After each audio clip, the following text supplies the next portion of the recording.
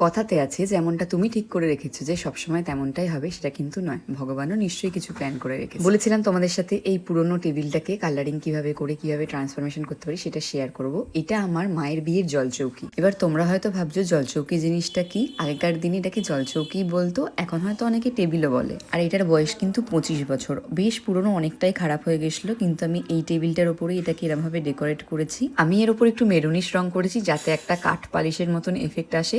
আর তার ওপর দেখো, যেহেতু এটা টবের ডিজাইনের সাথে ম্যাচ হচ্ছিল, আমি ওরকমই করেছি। মনে আছে আগেকার দিনে পুজো হলে বাড়িতে এরমভাবে আলপনা দিত মায়েরা চৌকাটে চৌকাটে।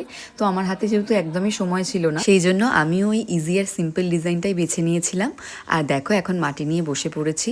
আর এখন আমি গাছগুলোকেও বসিয়ে নেবো। হাতে যে আর বেশি সময় নেই, কালকেই যে বাড়িতে পুজো। আর দেখো এই সেই মস্টিক বলেছিলাম না তোমাদের সাথে শেয়ার করব, এর ওপরই মানি প্ল্যান্টগুলোকে আমি স্টিক করে দিই। আর যেটা দেখতে ভীষণ সুন্দর লাগে, গাছটা যত বেশি ঘন হবে ততটাই দেখতে সুন্দর লাগবে। এটা ছিল আগের ওই গাছগুলো। আর এখন দেখো এরমভাবে ডেকোরেশন করেছি। জানি পিছনের ব্যাকগ্রাউন্ডটা দেখতে খুবই বাজে লাগছে, তবে হাতে এখন সময় নেই, আপাতত এইটুকুই। তোমাদের কাছে যদি কোনো আইডিয়া থাকে সেটাও তোমরা আমাকে কমেন্টস বক্সে জানিও।